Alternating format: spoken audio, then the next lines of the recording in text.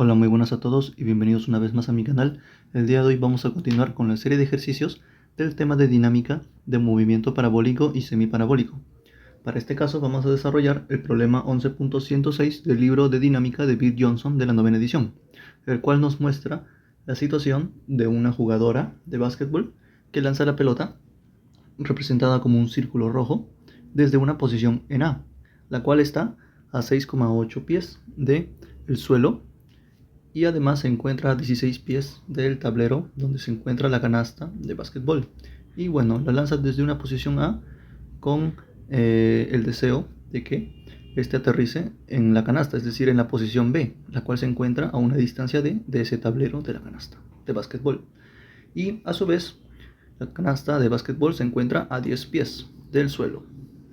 Y bueno, además de todo eso, nos dan que la velocidad inicial es una incógnita, que ésta presenta un ángulo alfa respecto al horizontal, el cual es de 30 grados, y lo que nos piden hallar para ambos casos, tanto para A como para B, va a ser determinar la velocidad inicial en función de esa distancia D. Bien, entonces, como es un movimiento parabólico, recordemos que el primer paso a realizar es establecer nuestro origen de sistema de coordenadas. Entonces, recordemos que en un plano 2D puede ser cualquier punto, puede ser el punto B, puede ser quizás el punto A, puede ser quizás por aquí, quizás acá abajo en el suelo.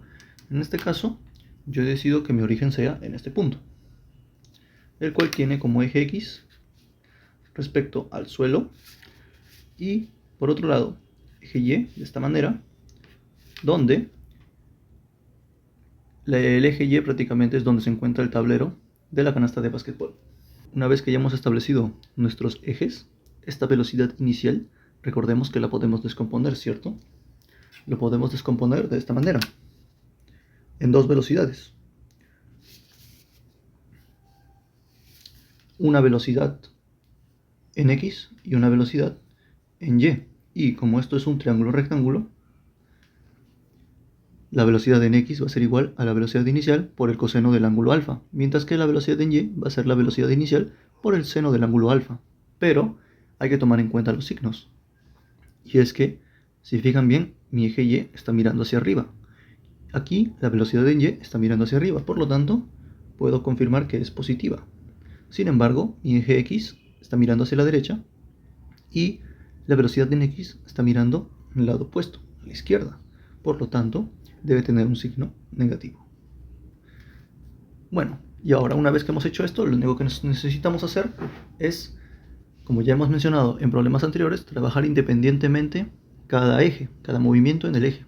En este caso vamos a comenzar con el movimiento en el eje X, el cual recordemos que es MRU, movimiento uniforme.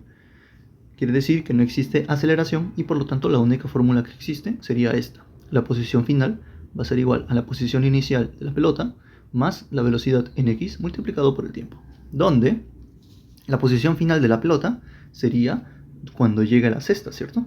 A la canasta. Y esta sería la posición en B.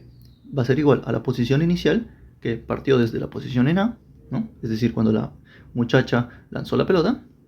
Y recordemos que la velocidad en X es negativa, por lo tanto sería menos velocidad inicial coseno del ángulo alfa multiplicado por T, donde T es simplemente el tiempo de vuelo de A hasta B. Listo. Bueno, y lo que podemos hacer aquí es despejar el tiempo T. De esta manera nos quedaría así.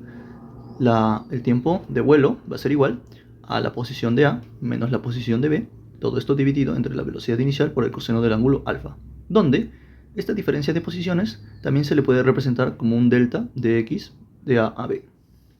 Listo. Y una vez que hemos resuelto esto, como ya no tenemos nada más que hacer aquí, pues vamos a pasarnos a lo que sería el siguiente eje, que es el eje Y. Entonces, el eje Y trabajamos con MRV, es decir, movimiento uniformemente variado. Por lo tanto, aquí sí hay que considerar la aceleración.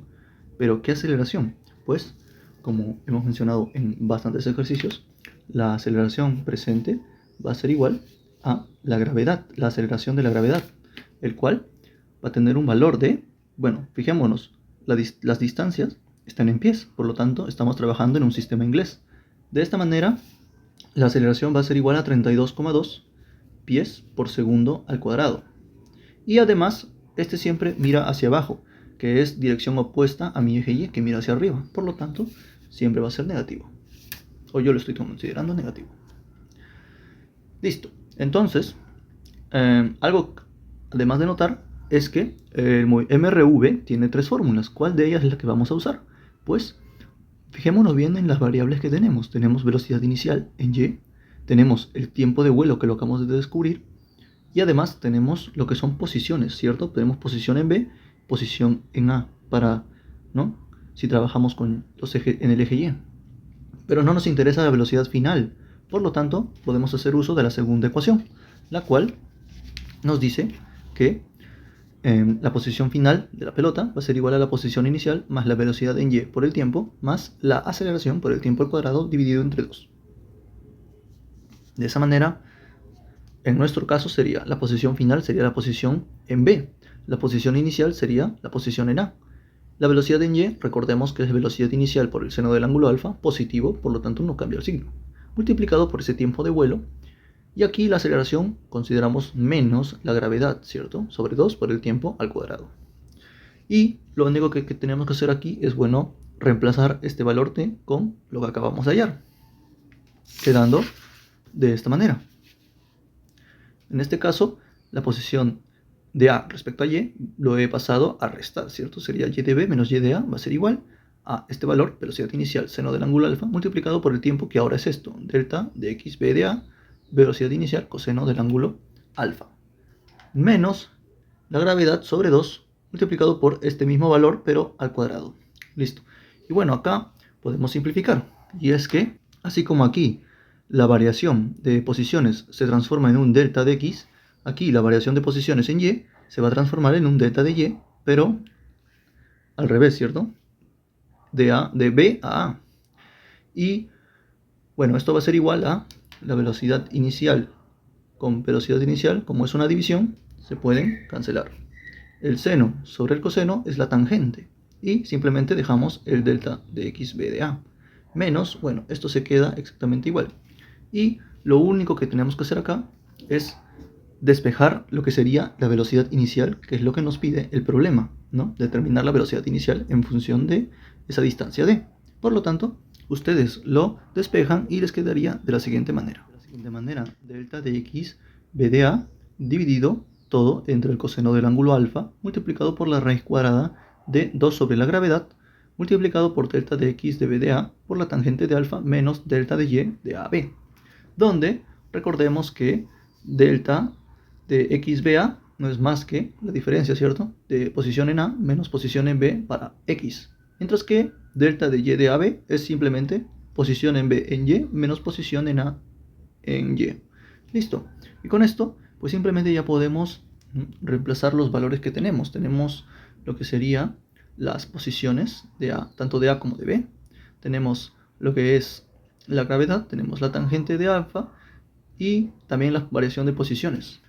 Tenemos que la posición en A iba a ser igual a 16 pies, ¿cierto? Se encuentra a 16 pies de nuestro origen, menos, en este caso, la posición en B no es más que la posición D, ¿cierto?, dividido todo sobre el coseno del ángulo alfa, que es de 30 grados. Todo esto raíz cuadrada de 2 sobre la gravedad, que recordemos que es 32,2. La tangente del ángulo alfa, que es 30 grados. Otra vez 16 menos d.